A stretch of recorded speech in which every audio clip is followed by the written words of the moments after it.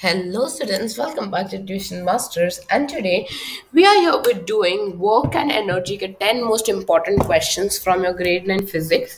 So make sure to like this video, share to your friends and subscribe करो channel को for more such informative videos. So आज हम work and energy के important questions करने वाले हैं. पहले हम थोड़े formulas revise करते हैं.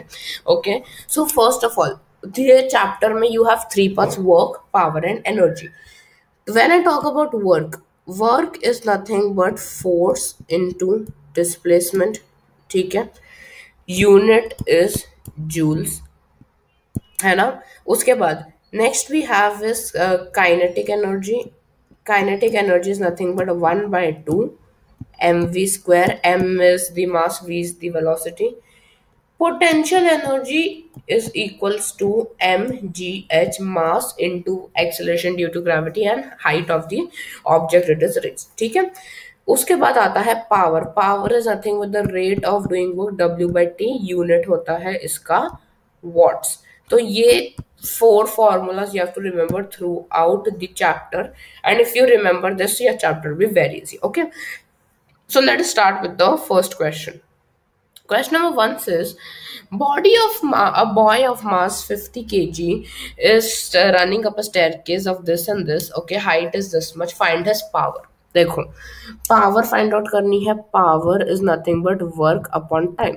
इसमें हम वर्क ले सकते हैं. Work is nothing but energy. Energy होती है पोटेंशियल और काइनेटिक. इस टाइम पे हम पोटेंशियल एनर्जी लेंगे क्योंकि हमको पावर फाइंड आउट करनी है. So potential energy by time भी हमको पावर देगा. मास इंटू जी हमको पता है क्या है, 50 इंटू 10 दैट इज 500. उतनी तो पता है हमको. उसके बाद हाइट दी गई है of each step is 15 centimetre. तो हम क्या लिखेंगे, 45 स्टेप्स है तो हाइट विल बी 45 इंटू 15/100. ठीक है, बिकॉज हमको मीटर्स में लिखना है. That will be 6.75 metres. Correct. अब देखो, अब हम फाइंड आउट करेंगे power. Power is equals to mgh/t. Correct. mg पता है 500 है, इनटू हाइट कितनी मिली हमको 6.75. करेक्ट. डिवाइडेड बाय टाइम कितना था, सॉरी, डिवाइडेड बाय टाइम हमको दिया गया है 9 seconds. So we will get the answer as divided, you'll get it as 375 watts. तो 375 watts is your right answer. ठीक है. अब देखो next question. Show that when a body drop from a certain height the sum of its kinetic energy at any instant during its fall is constant. ठीक है, तो हम क्या करते हैं, हम एक डायग्राम बनाते हैं. This is my surface. यहाँ पे एक बॉडी है ए, मास m है उसका. ठीक है, इधर से लेके इधर तक इट इज हाइट. ठीक है. अब देखते हैं बॉल नीचे गिरी बी पे. ठीक है, तो इधर से लेके इधर तक डिस्टेंस लेते हैं हम x. ठीक है. अब बी से सीधा वो नीचे ग्राउंड पे गिरी एट पॉइंट सी. तो इधर से लेके इधर तक distance will be how much, it will B h minus x. ठीक है.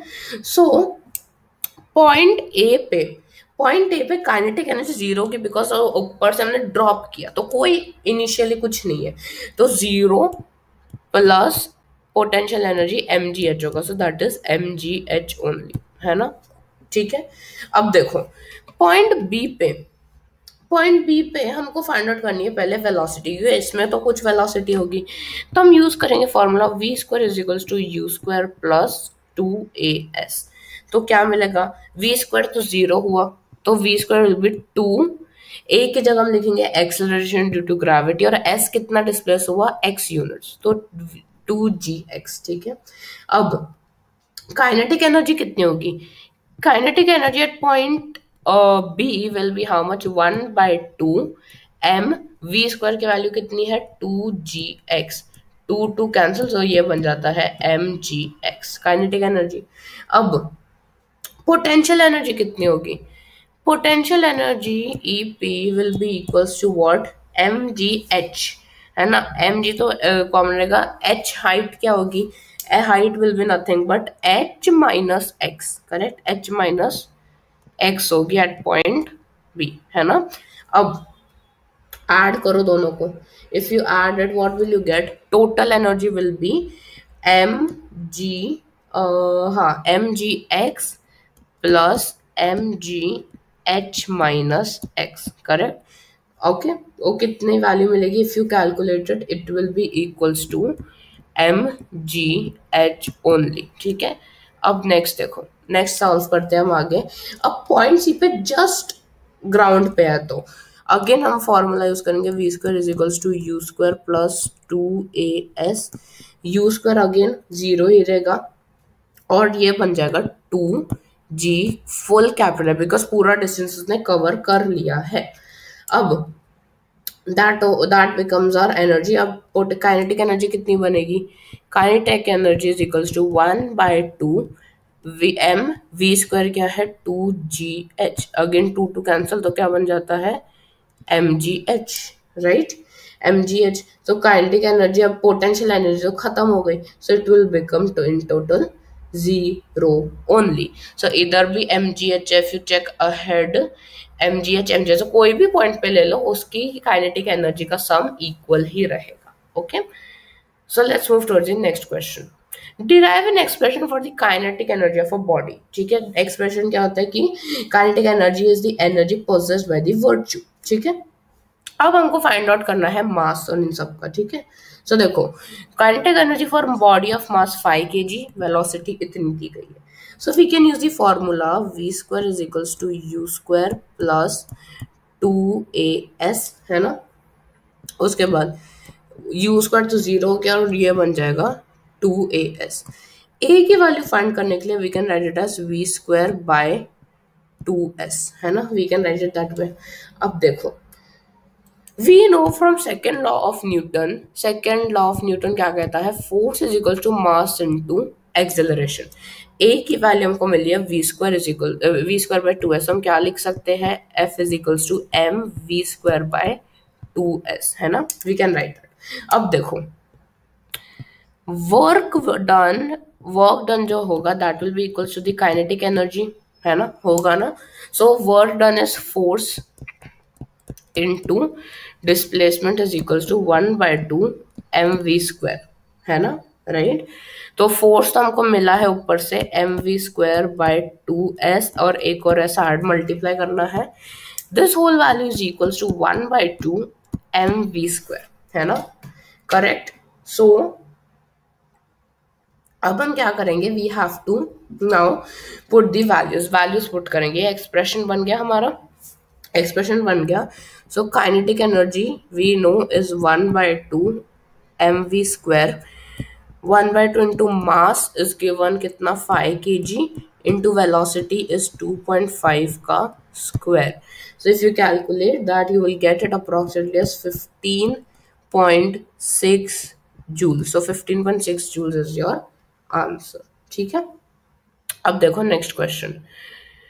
A person holds a bundle of hay over his head for 30 minutes and gets tired. Has he done some work or not? देखो, किसी ने work done का क्या होता है? Work done का दो कंडीशंस होनी चाहिए। फर्स्ट वन, फोर्स अप्लाई होना चाहिए, फोर्स अप्लाइड, है ना, और कुछ डिस्प्लेसमेंट होना चाहिए, करेक्ट। ऑब्जेक्ट कुछ भी डिस्टेंस से डिस्प्लेस होना चाहिए।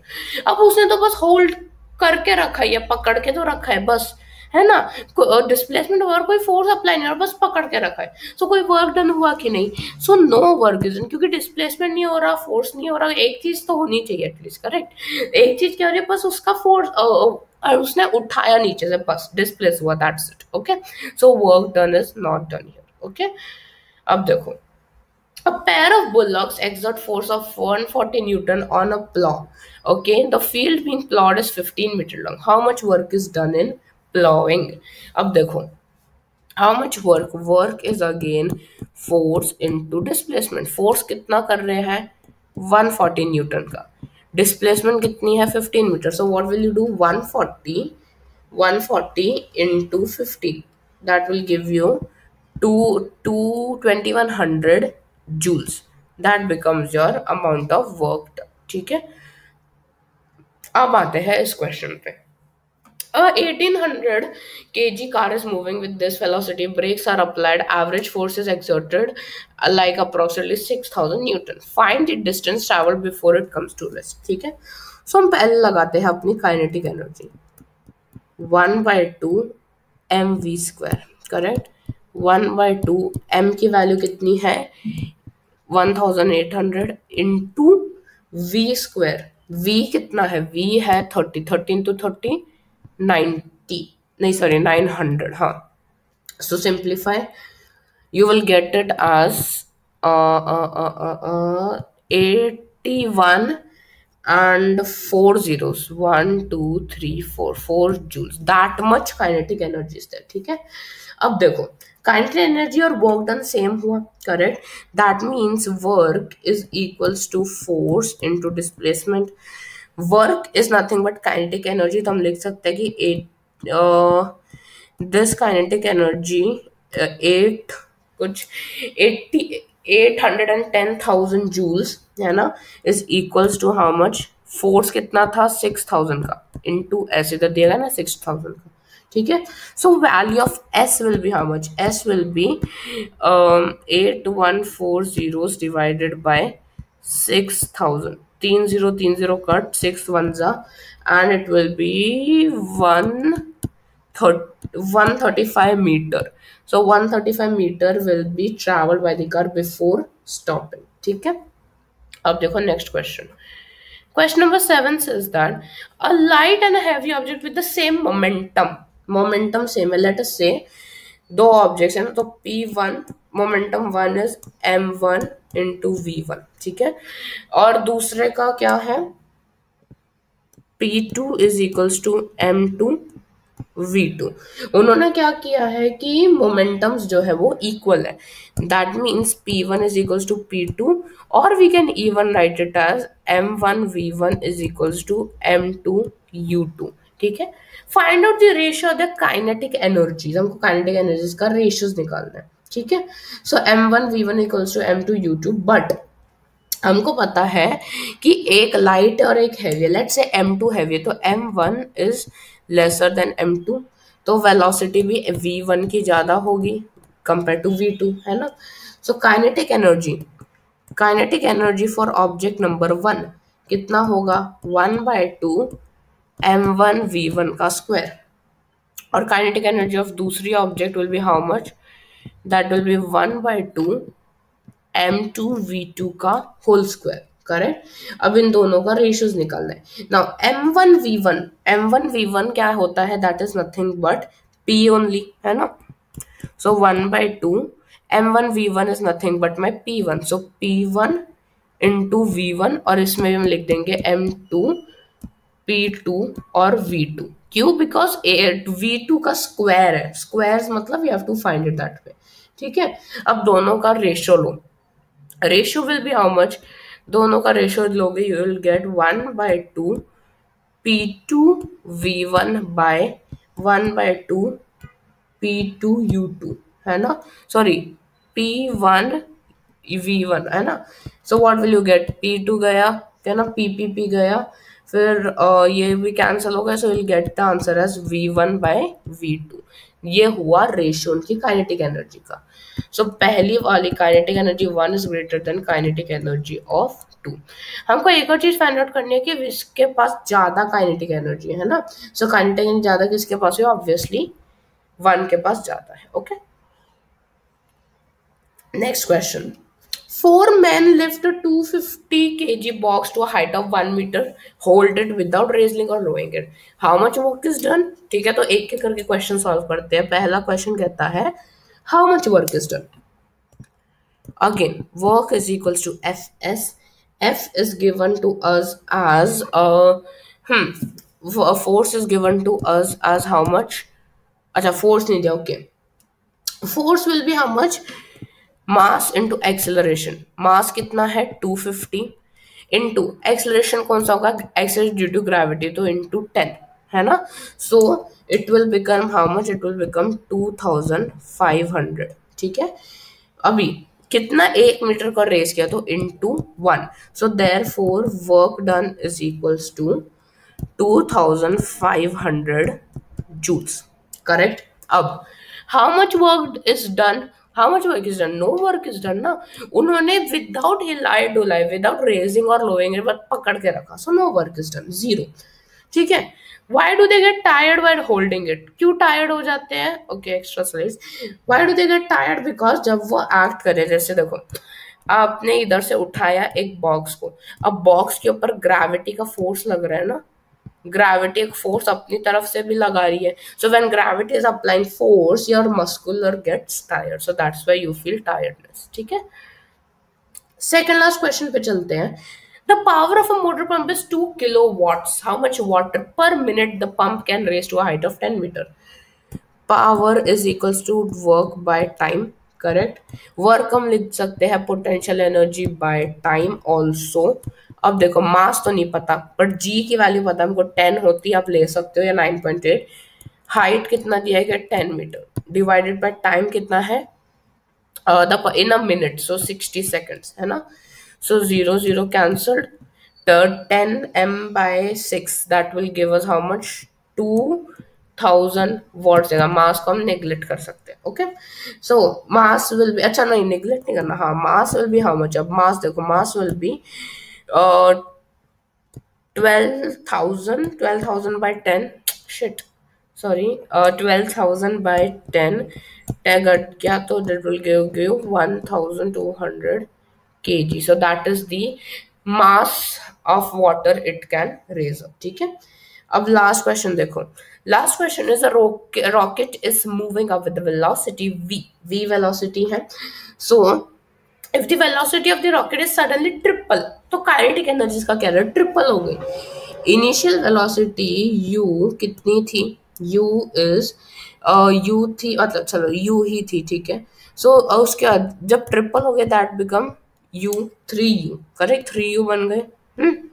अब देखो या इनिशियल v भी ले सकते हो, नो प्रॉब्लम. अब देखो काइनेटिक एनर्जी 1/2 mv स्क्वायर होता है. Correct, mv square.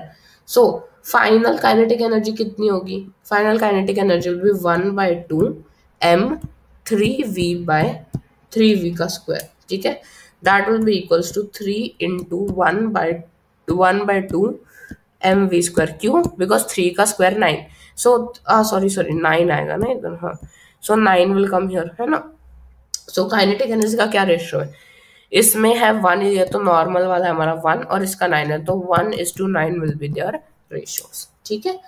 So with this students we have completed with our today's session. Thank you so much for watching. Now I'll be seeing you in the next session जहाँ पे हम discuss करने वाले हैं sound chapter के important questions. So make sure to subscribe to the channel, hit the bell icon also. I'll be seeing you in the next video. Till then, take care and goodbye.